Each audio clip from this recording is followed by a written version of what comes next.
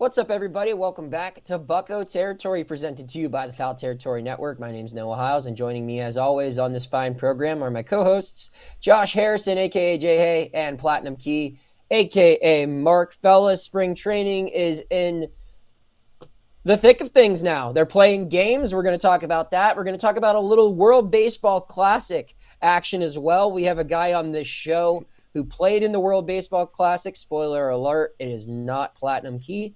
Or myself.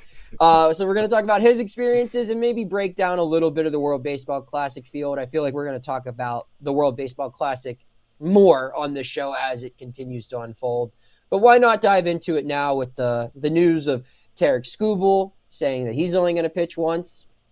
Maybe that will apply to Paul Skeens. We can weigh in on all of that and more. But before we do, want to talk real quick just about the Pirates, who have played some spring training games. I've tuned in here and there. I won't pretend that I've watched every inning, but I know one guy who has, because that's just his whole life existence is to watch the Pirates, it seems. No, he's worth a lot more than that.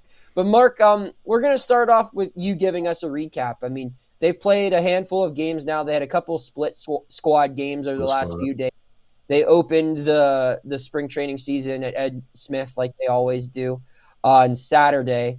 What have you noticed so far? What have been the highlights? Yeah, so I have 6 just general takeaways that just go through here really quick. The first one being that the pitching depth is really encouraging.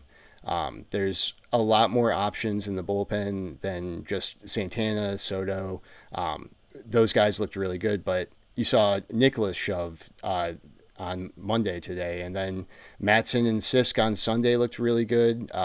Sanders, he was kind of a shocker, and Domkowski, his stuff looked really good below the hood. And then you had Dotel, Murdoch, Bayless on Saturday, who all looked really, really good. Bayless was a name I wasn't familiar with, nor was the broadcast. They originally had his name wrong. But he has a really interesting arm slot. So it could be a unique thing to pull out of the pen. So overall pitching depth seems pretty good. Second point was just the new bats already making an early impact. You saw O'Hearn hit a home run. You saw Ozuna hit an RBI. You saw Joe Stinson Garcia hit an RBI. So really, really nice seeing those guys fitting in already. Limited sample size. Don't want to overreact to any of this. It's just spring training, but it's nice to see the new guys do new things in the black and gold. Third point was it's really great seeing some of the older faces that we're familiar with do really well. Brian Reynolds is 3 for 3 with a double. He had 2 walks today on Monday. O'Neal Cruz is 2 singles off of left-handed pitching and then picked up a steal. He also looks like he may have put on some weight, put on some muscle. So love to see that. And then Endy Rodriguez, back from injury, had a home run.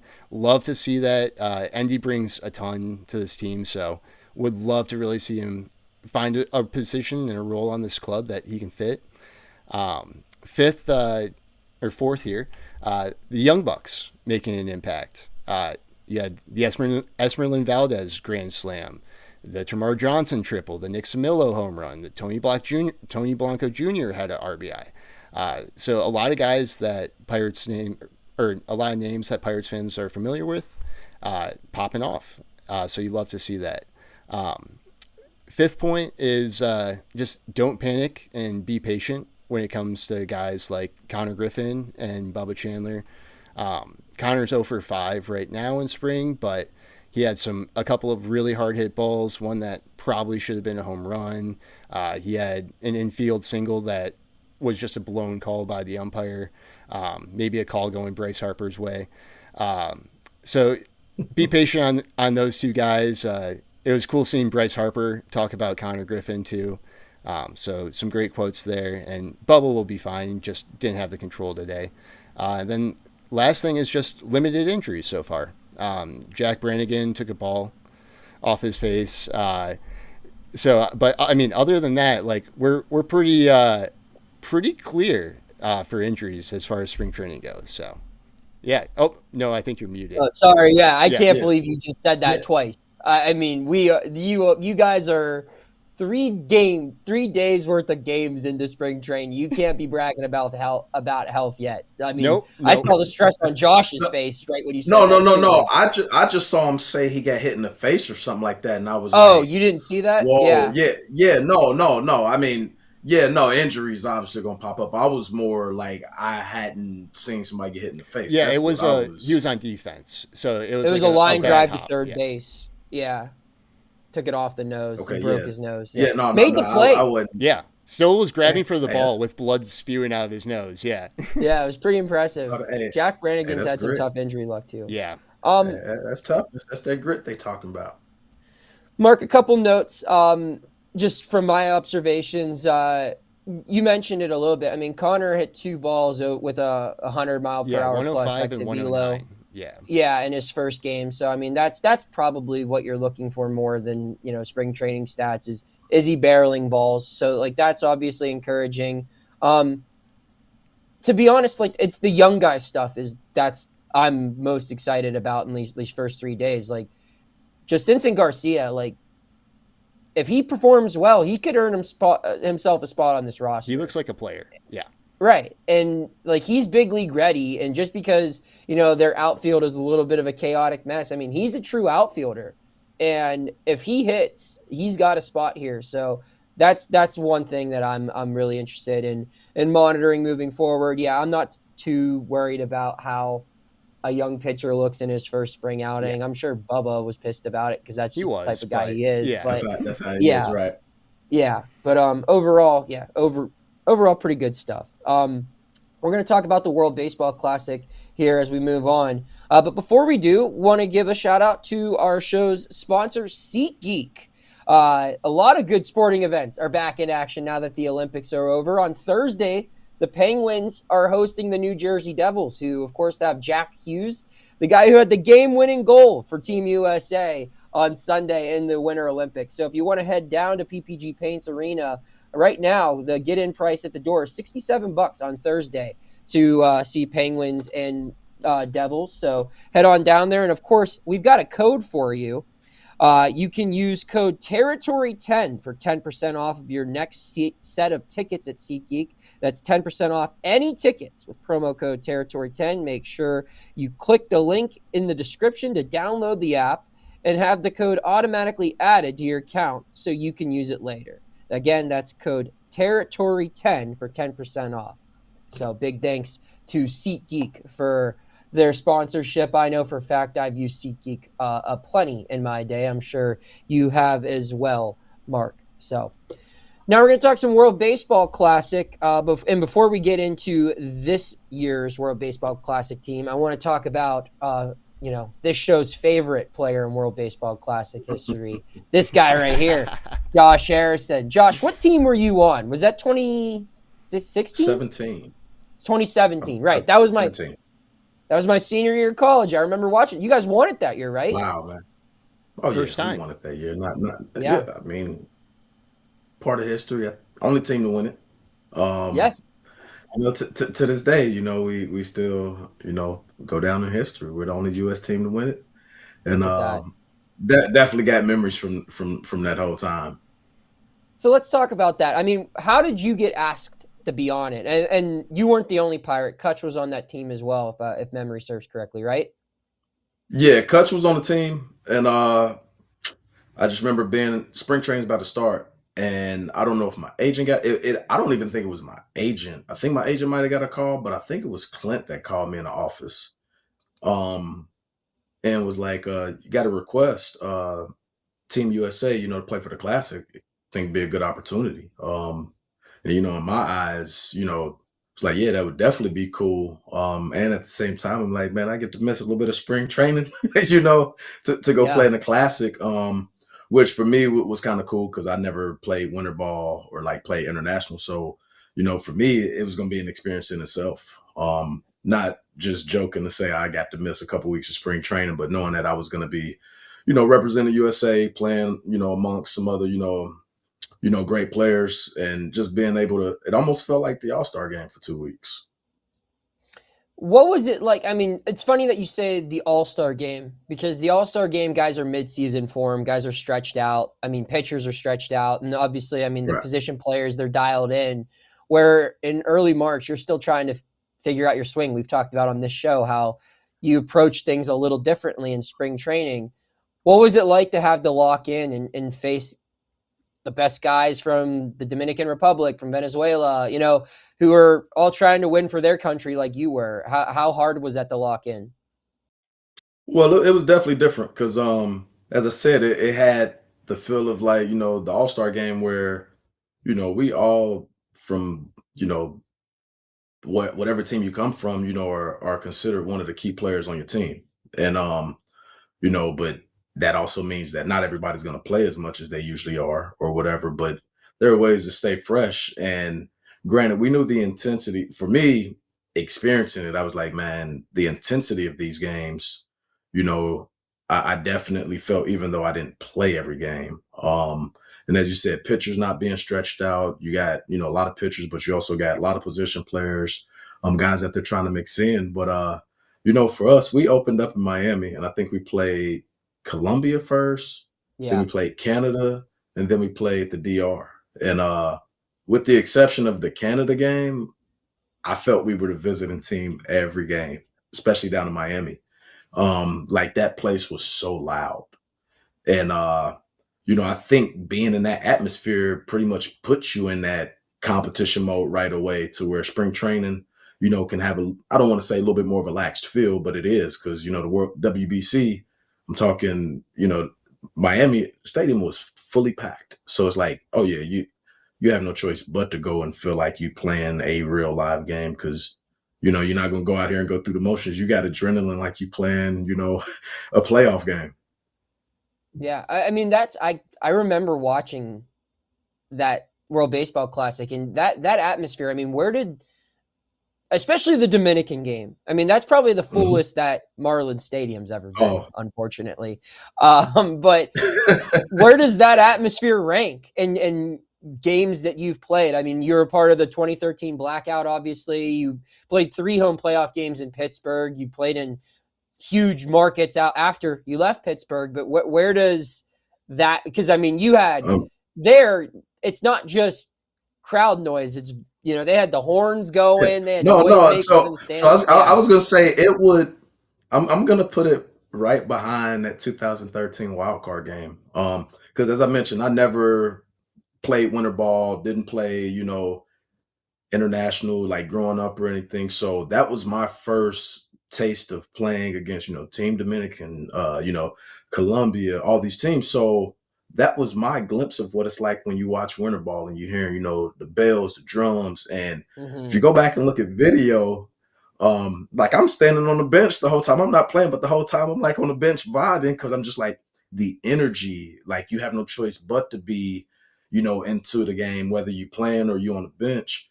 And it also helps when you look across the dugout and you see some of your teammates, but they're on the other side. Yeah. Martin Polanco was on the other side, and Yep. me and Kutch, like, man, we can't let them have bragging rights. Granted, Nelson Cruz hit that big home run, but we got the last laugh winning it all. But it's one of those things where that competition, definitely kicks up because you represent your country, and you playing against some of your teammates that you're gonna be suiting up with in 2 weeks for the rest of the season. But it does get you a little ramped up, but at the same time, there's some precaution to take because, as you mentioned, guys aren't fully stretched out, and it's a All right. lot of So adrenaline. we're going to talk about this year's World Baseball Classic, but before we do, we're going to take another break for another quick ad. Hey, sometimes we do a little game on foul territory called role play. It's not what you think. We're just picking up our phones and we're talking as if we're somebody in baseball. But if you'd like that phone to be a little bit cheaper for making phone calls, who should you call, Kratz? Mint Mobile, because you get all the same speed with a tiny little price. Same coverage, tiny price. Ready to stop paying more than you have to? New customers can make the switch today, and for a limited time, get unlimited premium wireless for just $15 per month. Switch now at mintmobile.com/territory. That's mintmobile.com/territory. Upfront payment of $45 for 3 months, $90 for 6 months, or $180 for 12 months. Plan required, $15 a month equivalent. Taxes and fees extra. Initial plan term only. Over 50 gigabytes may slow when network is busy. Capable device required. Availability, speed, and coverage varies. See mintmobile.com. Save money. Get after it, FT fam. So the World Baseball Classic scheduled to start on March 6th. The Pirates are very well represented. They have players on Team Mexico, Team Israel, Team Italy. Who else am I missing? Team do you know anybody else? Netherlands, Antoine Kelly. Team Netherlands, yes. And then, of course, they Dominican have the Republic. big guy Yeah. on Team USA, Paul Skeens, headlines the pitching staff. I feel like we can open the conversation there. Tarek Skubal made news on Monday by saying he's only going to pitch once for Team USA. It's just going to be, I believe, their second game of their preliminary round against Great Britain. And then he'll just kind of be a spectator.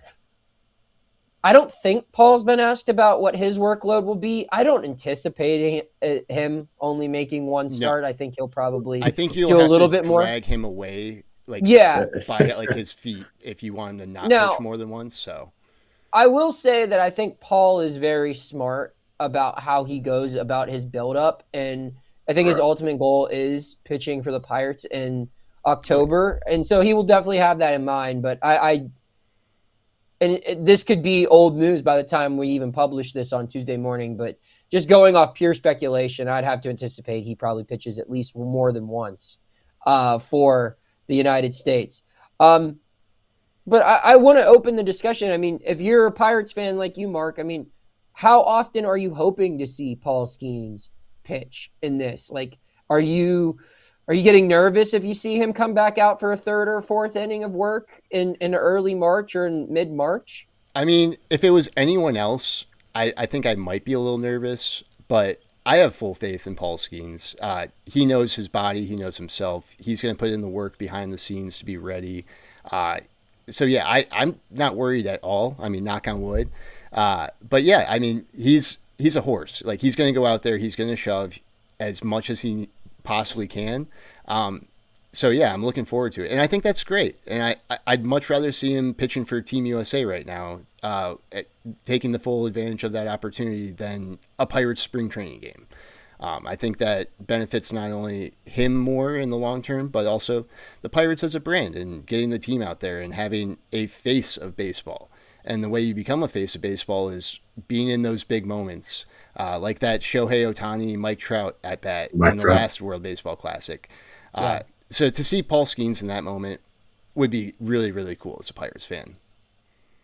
Yeah, I agree. I mean, and I think it's just good for the game of baseball, Yeah. right? I mean, that's been the critique of Team America in years where they haven't won it. It's like you couldn't get the aces to really commit. And understandably so. I mean, they're being paid a lot of money. And the biggest Well, ones. yeah. Yeah. But Well, I mean, what, that's part of it. Yeah. Is there's going to be conversation with the pitcher, but also not only that, you know, Team USA, there's going to be conversation with that organization as far as, you know, limits or restrictions. You mentioned Skubal. I think when we played in 17, I want to say Archer was with us, but I think Arch made one start.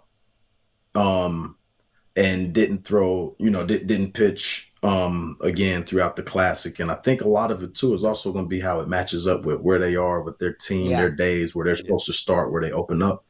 And because the ultimate goal obviously is, you know, your regular season playing for your team and playing in October. But for those that are able to, that if it lines up and, you know, it's just a communication thing, because there's always going to be that risk of injury. But I'm also a firm advocate that there's a risk of injury playing in spring training games. Either way, you're playing WBC or spring training, you're ramping up for the season. And yes, WBC may be a lot more adrenaline, but at the end of the day, we talk about practicing how you play.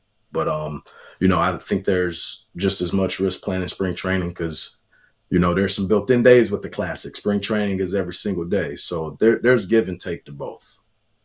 I thought you were going to hit us with at the end of the day, we're talking about practice, Josh. I thought that's what No, I was just saying, you know, spring training Yeah, or WBC, the games don't count, but they're gearing you up towards the season. So let's just take a quick look at the Team USA roster. Josh, I want to get your honest answer here. you look at these names. Does this rival the 2017 group, the only American team to take home the gold? I mean, you look around the diamond, there is a lot of potential here. And I think the bullpen, the arms, are a big difference maker here too. I mean, you look at the team. It's hard not to get excited about a team like that. But I mean, I'm not gonna sit here and compare anything to 2017. You know, that's 9 years ago. But at the same time, I know our team was a team that was full of some veteran guys. That Yeah. I mean, it was Adam Jones, it was Ian Kinsler. I'm just Hosmer, Touch. Yeah. Arenado, Lucroy behind the plate. Yeah, Yelich was You on the know, team. Yeah. yeah, Yelich on the team, Stanton on the team, Goldschmidt, myself, Daniel Murray. I'm just throwing out some of these names, and then the bullpen you had. I think Luke Gregerson,